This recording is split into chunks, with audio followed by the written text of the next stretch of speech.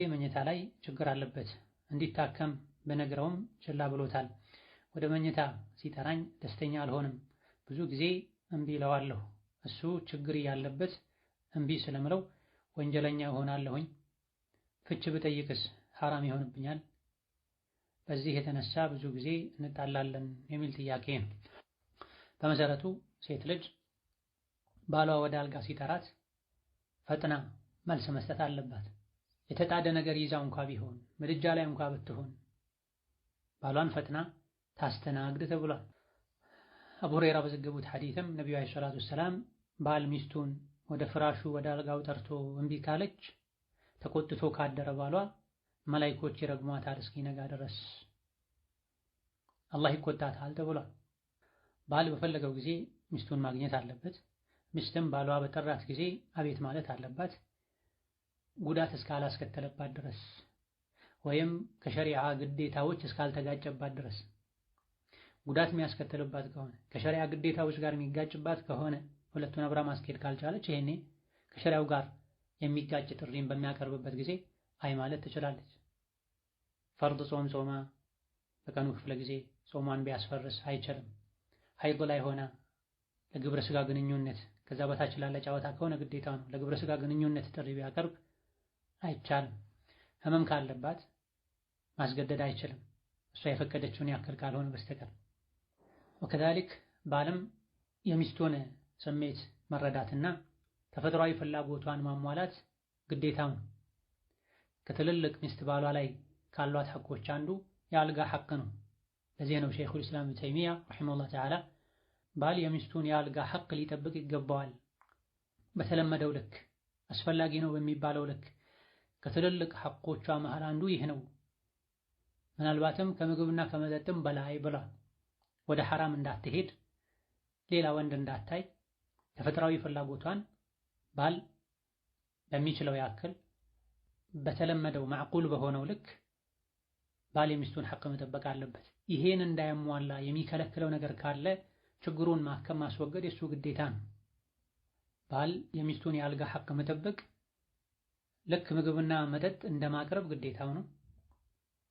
ይሄን ሐቅ እንዳይጠብቅ ሚስቱን ከሐራም እንድትርቅ፣ ወደ ሌላ ወንድ እንዳታይ፣ ሐራም እንዳታስብ ማድረግ በሚችልበት ልክ የባለቤቱን የአልጋ ሐቅ መጠበቅ ማይችልበት ምክንያት እሱ ጋር ካለ ይሄን ማስወገድም የሱ ሌላ ኃላፊነትና ግዴታው ነው። ስራ ከሌለው ስራ ፈጥሮ ቤተሰቡን መጦር አለበት፣ መፍትሄ መፍጠር አለበት እንደሚባለው ሁሉ የአልጋ ችግር ካለበትም የአልጋውን ችግር ማስወገድ የሱ ግዴታ ነው።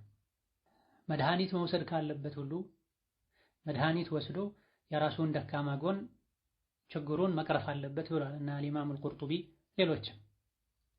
ይሄን ለማድረግ እሱ ዝግጁ ካልሆነ ደግማ ደጋግማ ሐቋን ከጠየቀች ወይም ደግሞ ታክሞ ካልዳነ መጠበቅ ያለባትን ጊዜ ጠብቃ ችግሩ ማይቀረፍ ከሆነ ፍቺ መጠየቅ አሁን ትችላለች። መሰበሩ ግን በላጭ ነው። ከቻለች ትዳር ዓላማው የአልጋ ቆይታ ብቻ አይደለም። 2 ልጆችን አላህ ሰጥቶኛል፣ በዚህ ምክንያት ከትዳር ተፈትቼ በዚህ ምክንያት ንካሄን አውርጄ ከዛ በኋላ የሚሆነውን አላውቅም፣ ያለ ባል ከመኖር በባል ስር ተሰትሬ መኖሬ የተሻለ ነው፣ ችግሩንም አላህ ወደፊት ሊፈታው ይችላል ብሎ መሰበሩ ዱዓ ማድረጉ በላጭ ይሆናል። እሱም ቢሆን ሳያውቅ የጤና ባለሙያ አማክሮ እሱም በማይጎዳ መልኩ ሴት ማድረግ የምችለው ሕክምና ካለ በመድኃኒት መልኩ የሚወሰድ ነገር ካለ የራሷን አካሄዱን መሄድ ትችላለች፣ ጉዳት ከሌለው አዋቂን አማክራ። ይህ ሁሉ ተደርጎ መፍትሄ ከሌለ እሷ ሌላ ተጨማሪ ልጆችን ፈልጋለሁኝ የአልጋ ሐቄም እንዲጠበቅ ፈልጋለሁኝ ካለች በዚህ ፍቺ መጠየቅ ይቻላል። ይቻላልና ይሻላል ሁለቱ ግን የተለያዩ ናቸው። በየጊዜው ወደ አልጋ ሲጠራ እምቢ ማለቱም ይቻላል ወይ? ጉዳት ካለው አሁን ይቻላል።